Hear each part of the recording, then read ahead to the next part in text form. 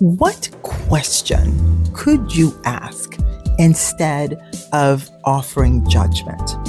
This is the topic in week 19, and it has to do with creating that emotional intimacy between you and us as women in our 40s, in ourselves, in our relationships. So, what question could you ask instead of offering judgment? One question you could ask is, what are you needing right now that you're not receiving? Whether it's in the middle of a conflict or whether it's something that you ask yourself. The other question that's my favorite is, what's underneath this? A question that I ask myself a lot is, what's underneath this? It gives me an understanding and prevents me from reacting to a situation. It helps me to just take a couple of deep breaths when someone asks me something, or if it's something that I'm experiencing from a situation, even with myself, having a conversation with myself, and I'm like, and I want to come at it in a hot-tempered Puerto Rican way, and then I remind myself, no, I'm going to choose how I respond to this. And asking myself, what's underneath this really helps, because it helps me understand, is this like a trigger from something that's happened in the past? Is it something that's with this person that I'm having a conversation right now that's triggering me in some way?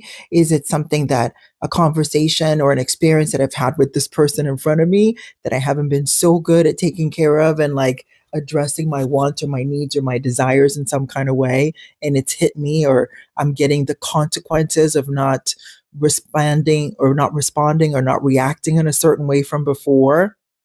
It makes such a big difference, because it really allows me to become more accountable and responsible to myself, even by saying what's underneath this with my husband, because sometimes he's just frustrated, and then something happens between the two of us, and then he gives me the reaction of his frustration, not necessarily something that he and I are talking about. And it kind of just holds us and accountable with one another, because he's like, oof, sorry, that frustration didn't have anything to do with you or what we're experiencing. I'm just bringing that in from something else that was going on. So it really does help keep you in line with yourself by just saying, what's underneath this? What's underneath this experience? What's underneath this challenge? What's underneath this frickin' I'm going to throw something at somebody kind of emotion and reaction that has nothing to do with, well, even if it does have something to do with you, honestly, it's not the way that we want to react. My mother used to always say in Spanish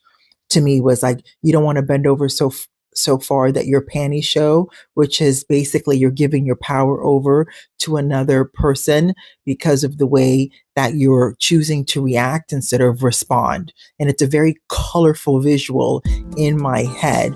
And it reminds me that the moment that I react to someone else, they take my power.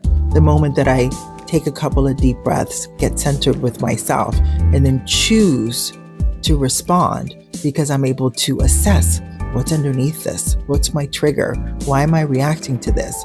What do I want? And what are the small little steps in order for me to get there? Keeps me in tune and anchored in myself. So which one of these two are you going to use moving forward? Let me know.